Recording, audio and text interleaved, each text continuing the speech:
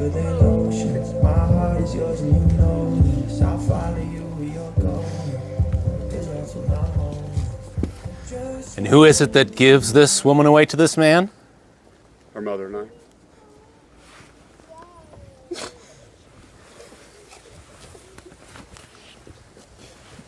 God damn, you look great, babe. Like everywhere.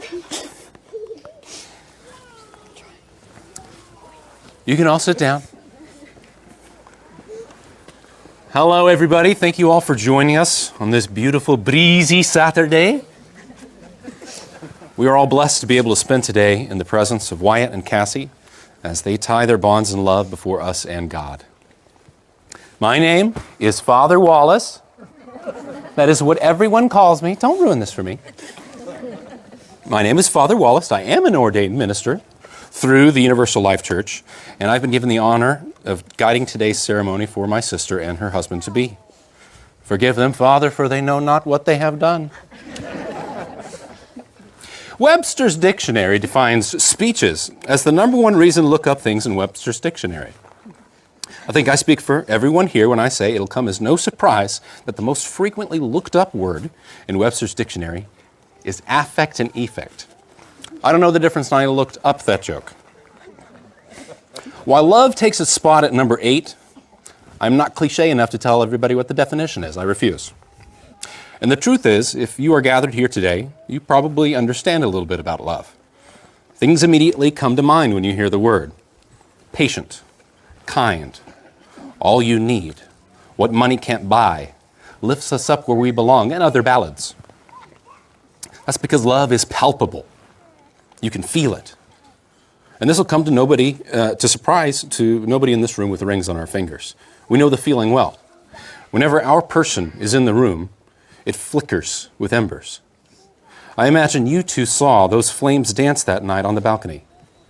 It shone in the sky with the promise of new adventures and glistened off the edges of Wyatt's receding hairline. That was solid. That was good. A great poet by the name of Pinterest once said, "In the heart of every great love lies two promises. I get you. I understand your heart, your mind, and your story. I see your world. And I got you. A commitment to stand by your side, providing unwavering support and always being your safe place." In the depths of love, these promises build an unbreakable bond. Believing your experiences, validating your feelings, while also ensuring that you have someone to lean on and protect you through life's challenges. Together, they create a foundation of connection and a trust that lasts. So you better be good to my sister. You got me? I got you. I got you. That was the right answer. Good. I have known Cassie since before she was born. I remember thinking that when she was born, we'd have an even number of boys and girls in the 36 children in our family. There's only 4 of us and a semi-adopted redhead, but it felt like a lot more at times. My little sister, all grown up before me now, and cold before me now, was once yay high. She was a tiny little peanut that nearly wandered into a pool. And she became my shadow everywhere I turned. And one day, when I blinked, she became this beautiful woman who stole my clothes. Where is my green Hollister jacket? It's at home. Good, because you can't hide right here. I need my green Hollister jacket. Thank you. I've known Wyatt since before he was born. From our days growing up in Burleson, Texas, till we moved to Las Cruces, New Mexico. I was there through it all, even when he was baptized in a horse trough in Cowboy Church. We love telling that story, don't we, buddy? Absolutely. Although I have not had the pleasure of knowing Wyatt all my life, it certainly doesn't seem that way. Wyatt not only steamrolls any and all of the people I've been forbidden to mention by name today, but he does so easily. If Wyatt was a homework assignment, as a teacher I'd give no notes. And that's why he has to call me Sensei Father Wallace. So I was sitting on my own the other night, writing out this speech, trying to figure out what it was I was going to say, watching the twilight settle in the Los Angeles mountains. And I was thinking about all the people that I've had in my life throughout the years, people in high school and college and friends, and I realized that a lot of those people I probably would not be able to pick out in a crowd anymore. There were some people that I've kept close over the years, but I keep thinking back and realizing, I haven't seen so-and-so since the wedding. That's 2018, that's when my wife were married. There's going to be a little quiz afterward. You guys will do fine, just got to pay attention. Has it really been 8 whole years since then? Has it been 11 years since I graduated college? Has it been 15 years since Pitbull rhymed Kodak with Kodak? It has. That's been almost half my life ago. And how many times have I seen those people since then? A few hundred if I'm lucky. Maybe a few dozen, maybe a handful. And that's when it hit me. My very best friend has been by my side since we started dating. Now it's 2013. You can take enough? Okay. I'd spent nearly every day waking up by her side, cooking and cleaning, bickering and mourning, laughing and loving. I am incredibly lucky to spend each and every day with my best friend. She is my Chipotle burrito in this all too fisherman's pie world. Good luck on that quiz. That was a hard one. Each and every one of those days has been a blessing, because that's what marriage is. It's a gift to mankind, bonding them together with love for each and every one of their days. In a world where loneliness is easy to find, what I have and what you too have is the rarest, most precious thing of all. That's what awaits you in marriage. There will be hardships, there will be loss, there will be times of weakness, but there will be blessings aplenty. You will find that making your partner's dreams a reality comes before your own. You will find that they may know you better than you know yourself. You will find that the love you've had the opportunity to share every day is the very best thing that ever happened to you. You will also find empty Amazon boxes piled up by the recycling bin. You will find wash rags in the shower that have been there for weeks. You will find that the car keys are much easier to find if they're placed on the key rack that you bought so that you would not lose the car keys. I cleared that joke with her. I'm not getting in trouble today. Okay, guys. Take each other's hands. Take a deep breath. Be here in this moment, because this moment is pure. It's for you. I'm going to give you a full minute to become colder, then soak it all in. Take a note of what it smells like, what it feels like, and just be simply present with one another, not talking anymore. Right now.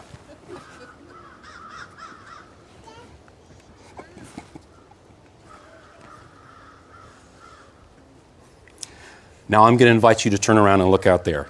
You see the sea of people out there witnessing your love, feeling nothing but love in their own hearts for you in this moment. And I hope that these feelings and memories stay with you present in your minds as you begin the next leg of your journey in life together. You ran the risk of your mascara crying when you had me up here do this speech. And now I'm going to invite the two of you to exchange your vows.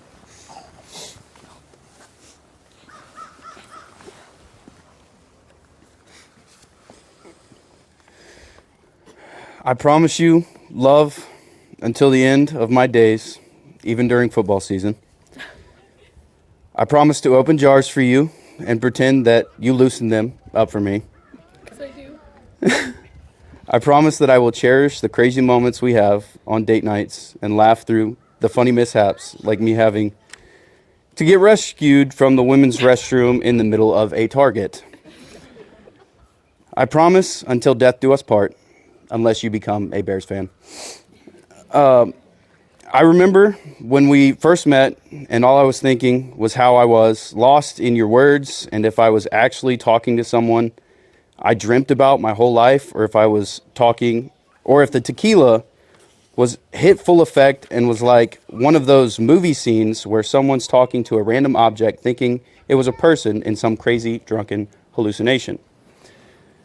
I promise I will only wear long socks when it's cold outside. If you know, you know. The day I knew that you were the one was the day that we went to SeaWorld and you were really excited to ride the rides, and I really wanted to see all the shows. You sat there and you calculated all the times and where exactly we needed to be at a certain place so we can do everything and experience it all All of that kind of went out the window when we found out SeaWorld gets really strong tequila and makes margaritas with them. You nearly peed yourself because you were so excited to ride this ride. We got on it, you clutched onto me for dear life, and I was having a blast. I can't even explain all that I admire about you because we would be here all night, and I know we're getting kicked out eventually. But what I definitely admire about you most is how creative you are and how you are always making or creating something new. You have such a passion for everything you make that I always love to see your eyes light up when you see the finished product. If someone asked me how you changed my life for the better, I would tell them you gave me a reason again. I know that sounds cliche, but really, I was content with being the unmarried cool uncle. But after that one drunken night at a bar and a life-changing conversation on a balcony while it was pouring rain, I saw that reason shine through you again.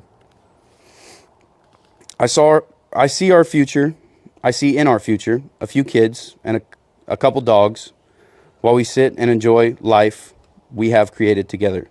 Also, if the kids get too much, we will hand them over to Grandma and Grandpa, and they can work on the ranch and realize that Mom and Dad are not that mean.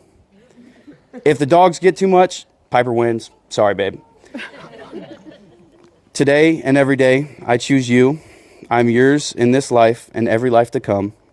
I vow to love you endlessly now and forever. That's not fair. He didn't cry.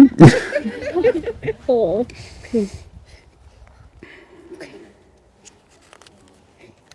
Wyatt Alexander Walters. Oh, I started writing you these vows a week after you asked me to be your girlfriend. Ooh. You got this. Breathe. You got this. I always knew it was you. I can't promise they'll be perfect or that I won't cry. It's a little late for that. Or cuss. I'm sorry, Mom. I mean, Mom, I'm sorry. But they come from my heart, so here it goes. I spent most of my life believing that love had to be hard, that I had to suffer and sacrifice parts of myself in order to earn a love that never treated me kindly. But then I met you. It took that one night and those few short hours on a balcony to know I wanted to learn you completely.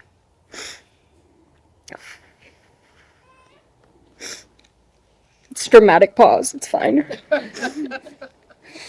You've taught me that love can be easy. Love can be patient and kind, and you've shown me all of the things I have ever wished and hoped for love to be. When I look at you, well, I get jealous of your eyelashes, first off. But when I look at you, I not only see the greatest love, but I also see a man who gives his all, even on the hardest of days. I see how much you carry and how hard you work, and how you still show up with love every time. I see the man that I've prayed for since I was a little girl. I see a man who shows me kindness and openness on the days when you would rather shut out the entire world. Thank you for loving me for exactly who I am and never for asking for anything different. Thank you for believing in my dreams, sometimes more than I do, and for helping me build a pathway to be able to achieve them. I am so excited for this next chapter of our lives together, and I can't wait for new adventures by your side. Today I make these vows to you. I vow to always hold space for your dreams, even the ones that scare me. I vow to always stand in awe of the blessing that you are. I vow to never make plans during Packers games, and to cheer them on even if I don't know what's going on. Oh. I vow to always be your soft place to land. Don't read ahead. Okay. I vow to be here as your rock and as your peace during times when it seems like the world is crumbling around you, and to always be the loudest one in the room cheering you on. I vow to never take for granted the unplanned adventures we always seem to end up on. I vow to laugh with you every time life throws us another ridiculous date mishap, because at this point, it's tradition. I vow to never stop teasing you for that time you got stuck in the women's restroom, but I will always come and save you. I vow to fill our home with love, laughter, and bison decor.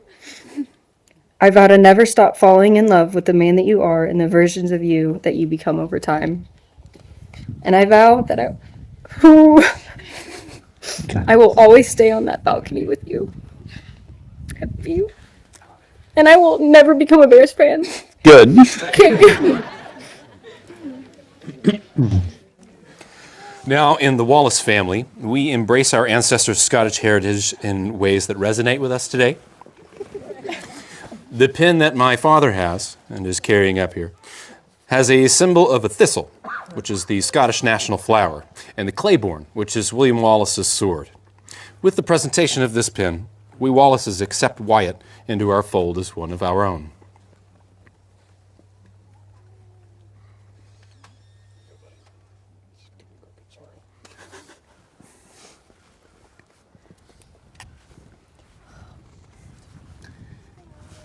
May I have the rings?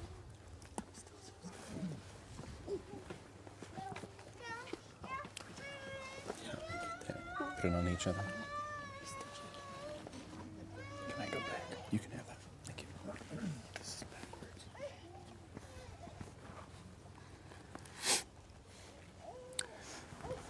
Do you, Wyatt? Get him ready. Do you, Wyatt? Get his little hand up in there. Get that little finger ring. And then there. Get ready for it. Yeah. Do you, Wyatt, take Cassie Wallace to have and to hold, to love and to cherish, in sickness and in health, as long as you both shall live? I do. Cassie, do you take Wyatt Walters to have and to hold, to love and to cherish, in sickness and in health, as long as you both shall live? I do. Okay, go and put those rings on each other. Just shove it on. Yeah. His hand.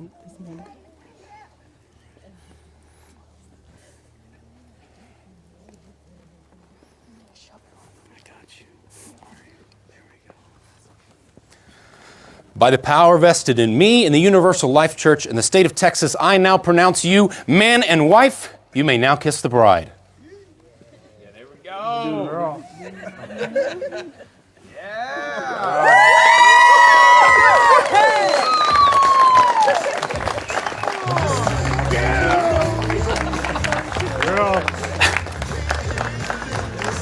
Ladies and gentlemen, please rise as I present to you for the first time Mr. and Mrs. Walters.